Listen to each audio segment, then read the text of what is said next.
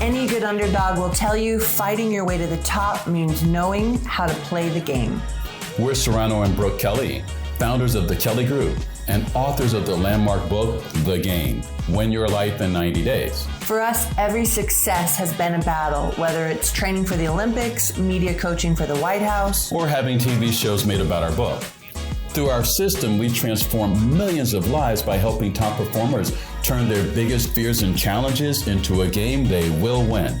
We've gamified our pain and struggles, and now we're talking to high-profile guests in unscripted conversations so you can learn the game they played to reach their success. Get ready to learn, execute, and get pushed out of your comfort zone.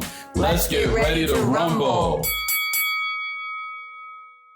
So finally, we get a chance. And the chance that we're talking about is to actually have unscripted conversations that actually really do get underneath the fact that inside of every success, an individual creates some sort of strategy, some sort of hack, some sort of way that they come out of challenges that we refer to, of course, as a game. Okay, so that's what the podcast is going to be about. Yep. But before we get to that, we want to let them know who we are and why we're doing this and maybe how we met. So why don't we start with... Well, do you want to tell them that? Yeah. So we'll start with, beginning with, how did we meet?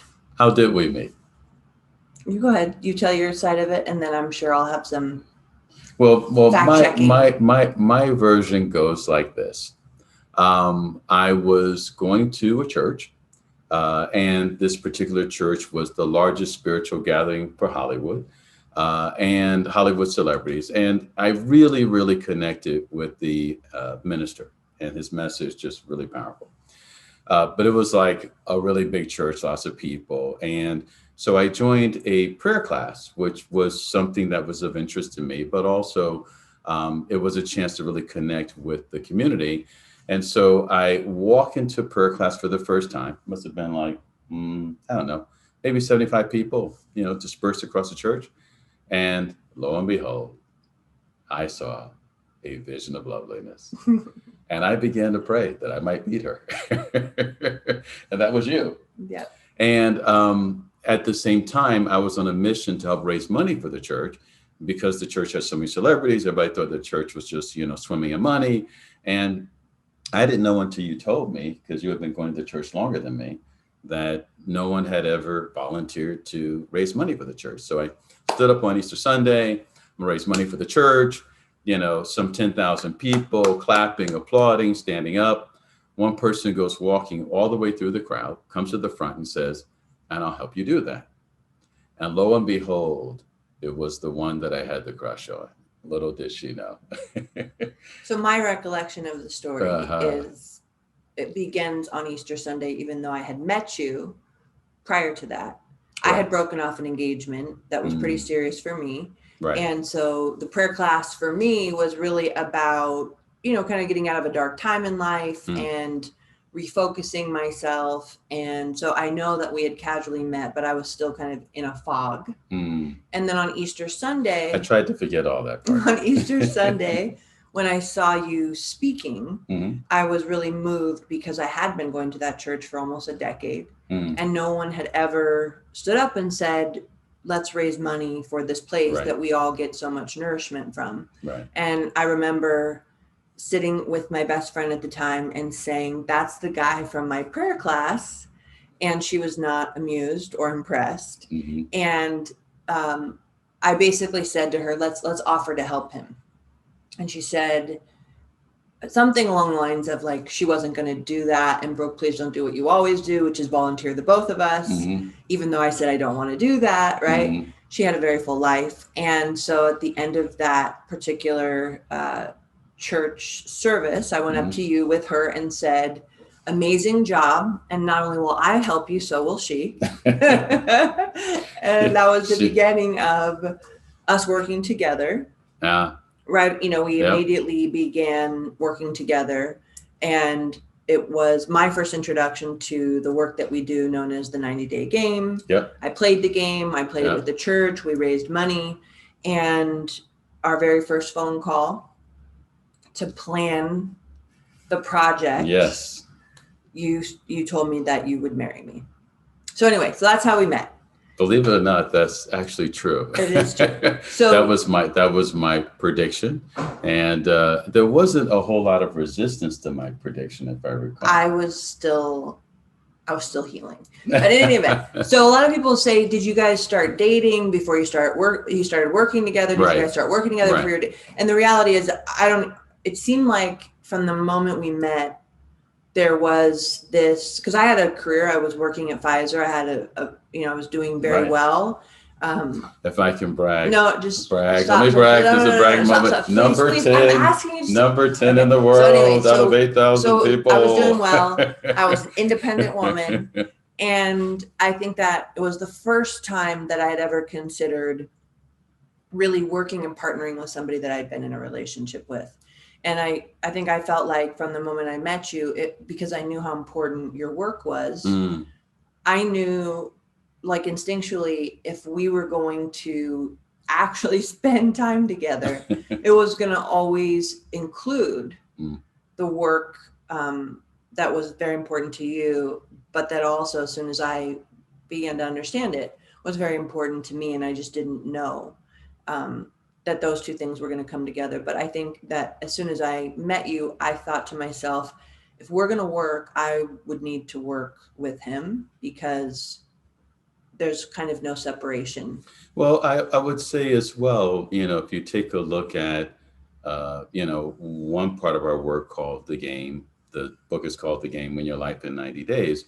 The whole theme of that is about how to achieve heightened performance. And, you always make fun of me. You're like, you're not an athlete, and yet you wrote a book based on athletics. Well, I don't just say you're not an athlete. Like, you'll be watching football and ask me if they scored a goal. Hey. My brother played in the NFL. I was a weightlifter. So, I know. But normally people have some idea of, like, the sport and how to score. Okay. But I love that you can pull from that background and that model. I think that it was because I wasn't dedicated to a particular sport that I could see the through line of all sports.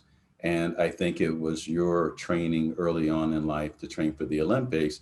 So, I just want to acknowledge that, it's not like you just heard me speak.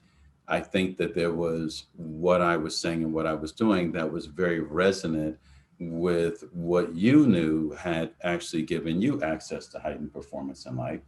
And that it was real easy for you to then see how you could make that available to others with you and I working together. I'll let you go with that story. I like that story. So a lot of times people ask us why we work together. And why do we work together? That is a question that in chapters of our life we ask more often. Very bossy. I am very okay. She's gonna boss me right with now. being bossy. Right. But I would say that we work together, one, for the reason that I said. I knew from the moment that I met you that that was going to always be important to you. Yep. And I also think so my parents get divorced. I watched different relationships and realized how important it is as partners to have real alignment when there's something that is not just a job, but is also what one or both partners considers to be their purpose. And that purpose is actually making a difference in people's lives, so it's one of those things that, I don't know, maybe for some people it sounds cliche, but, you saw and felt the difference that what we do actually makes in people's lives. And just knowing your heart and who you are, I have a hard time thinking that you would just be like a passive bystander. It's just not it's not your makeup. It's not in your DNA. Well, I think that prior to meeting you, I spent a lot of my life in different moments really being very fulfilled helping people. And then when I met you, I realized that truly helping people didn't have to be separate from a career. Right. That people actually come to us for help. So now it was a part of the whole fabric. And then I got to do it with you. And it felt like sports. It felt like the things that mattered the most to me. And it was a way that, my own coach from swimming or some of my brother's coaches and how I saw them change his life. It was like, now I could be that for others. It was unexpectedly all the things that mattered to me aligned with, and this is the work I could do with you. And it's also profitable. And when we do really well, people do really well. And then we can also use it and do stuff for the UN or do stuff for the schools that we've done it for, or the different causes. It was just like, it's like taking your whole life that was previously dispersed and bringing it all together and saying, you can do this all together with somebody that you love.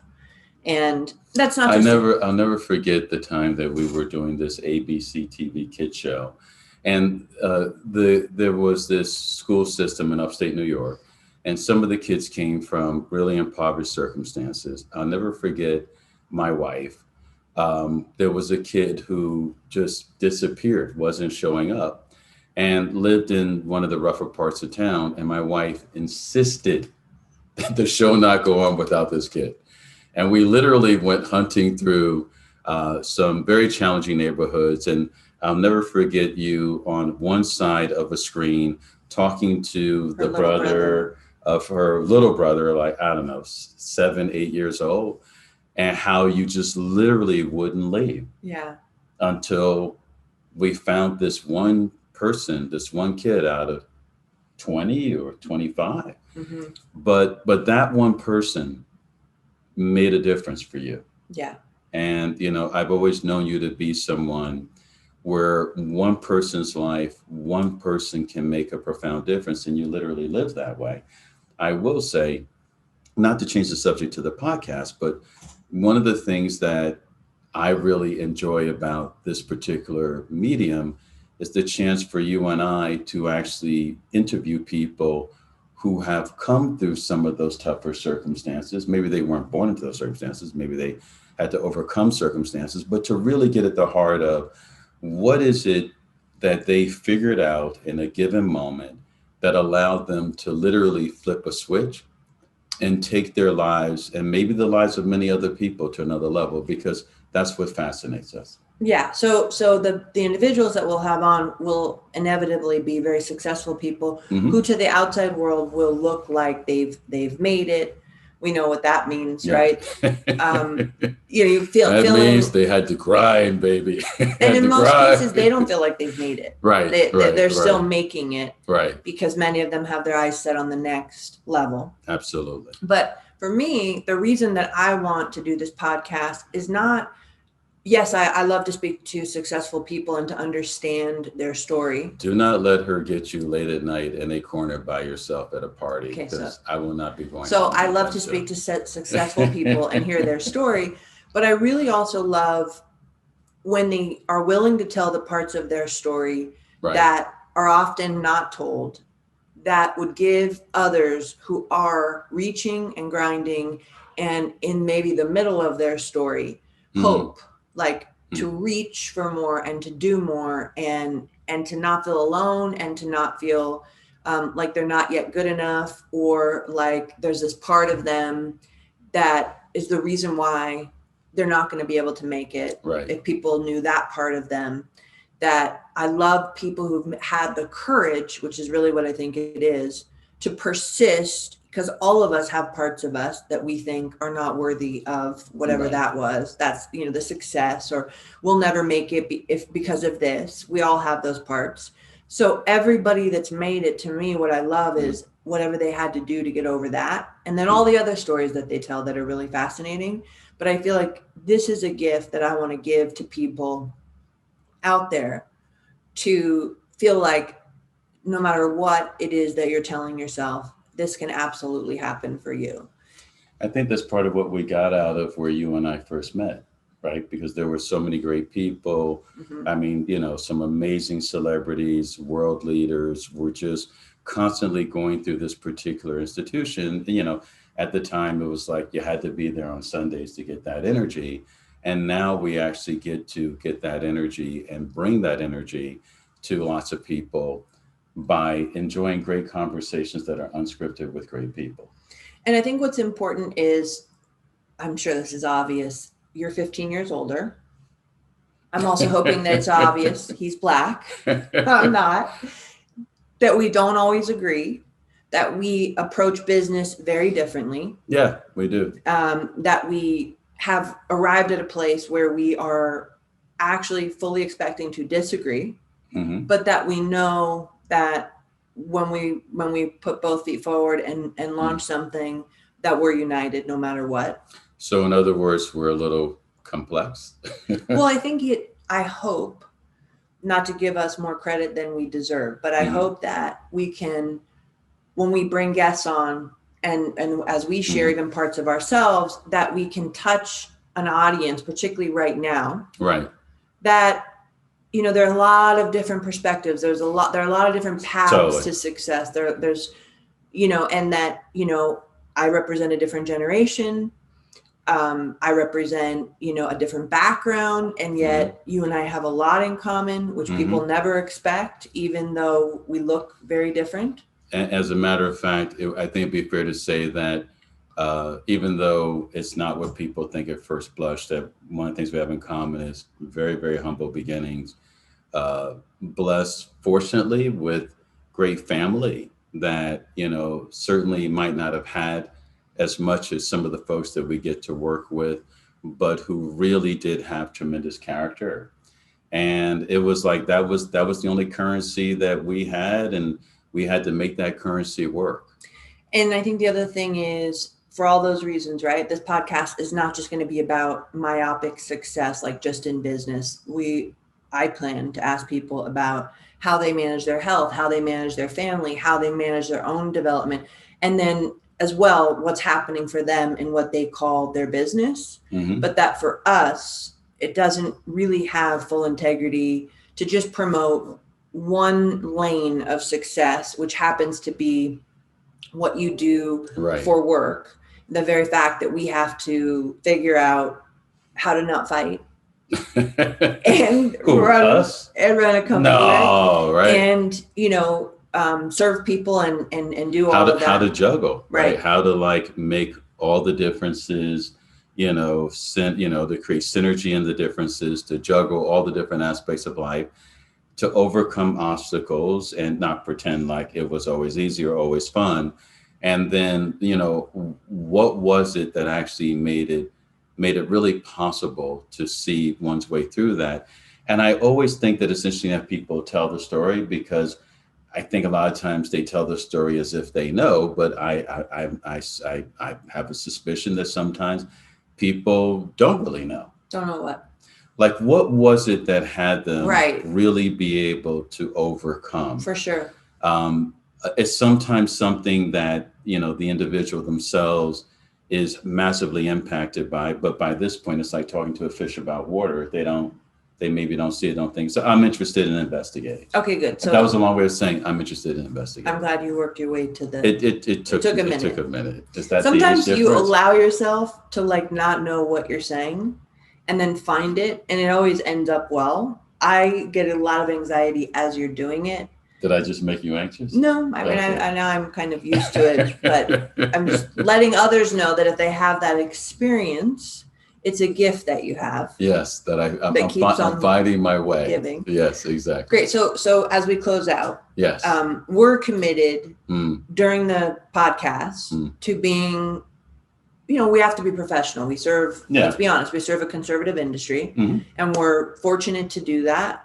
And we respect the rules and the laws of that land. So within the boundaries of that. Good taste. Right. I would call it. Right. Yeah. We're going to be as real and as authentic about our failures as well as our success, because it's all a part of the fabric, right? Yep. So in closing, I just want to say, is there anything? Are you closing or am I closing? I'm a closer. You're a closer. But my question is, what would you say is the greatest lesson that has led to your success that was originally not something you were proud of? I think that it was, this kind of I'll show you mentality, which, at the time I certainly wasn't proud of, because what it meant was I had something to show. It was like, Oh, I'm a stutterer. You think I can't speak? I'll show you. I'm uncomfortable in front of groups. I can't speak in front of crowds. I freak out in front of an audience at church when I'm a kid. I'll show you. There's this, it hasn't always served me, by the way, just to be, candid about it. There are times where it's like, time out, wrong place, wrong strategy. But I would say that that's been a pretty big driver. Even on Wall Street, the first time I was on Wall Street, after, what was it, like a month, I got called to the president's office. He offered me a drink back then in the day and asked me if I consider other careers. And that's what had me go to Lehman Brothers, knock through the doors, become a stockbroker, and, had a phenomenal start my very first year. There was I'll show you. Mm-hmm. What about for you? That was your biggest lesson? Yeah. That doing that wasn't... Teaching other people a lesson was my lesson. No, that's not a lesson. That's a strategy. What's the biggest lesson that was originally something you were ashamed of, but you realize has now been, maybe you're still figuring that out? Maybe I am still figuring that out. Okay, so what about for you? You sound like you have an answer. What's your answer? I think that I spent so much of my personal and professional life trying to make things look really perfect. I can get that. Like really perfect. I think in the last year, I've been blessed with some coaches, and one in particular, Hank Norman, who has really accepted me for he's been able to see through all of it and has allowed me to peer into that with him. And I found that whether it's collaborating more or being willing to look at the parts that aren't so perfect and actually either handle them or be real about them, that I know that is what is about that's what will lead to the next level. But that my biggest lesson was how many maybe relationships I didn't manage well in an attempt to have things look perfect. And so it's a regret, but it's also something that I feel like now I'm looking at and wanting to be more real about. And I think this podcast it's going to be a thing, right? To not try to have everything be perfect. Yeah. So anyway, you'd have to know my wife to fully appreciate that, but people will actually get to know you through this, they'll for which sure. is fantastic. Yeah. They'll get to know us. They'll get to know other great people. And again, for me at least, the purpose of this is to make a difference for the audience and to give people hope, to have them not feel lonely, to have them not feel like that. Even if you are super successful, because that's the primary, we primarily work with very, very successful financial advisors and leaders inside of the financial service industry. And people across other industries. Other industries as well. But the realest, most successful individuals that I've known are not unlike all the rest of us. And I hope that through this ongoing dialogue known as our podcast, we can get that across. Well, we look forward to having the kinds of conversations that will literally have you walk away with something that would make an immediate difference in your life. And we look forward to getting to spend this time with all of you. And Serrano, by the way, thinks that this is a keynote presentation. So if our podcast feels a little like a presentation, it's because he's just getting used to the idea of a podcast, which I love. And that's the age difference. And it'll be good. Thank you, guys. We look forward to sharing these conversations with you. Look forward to it.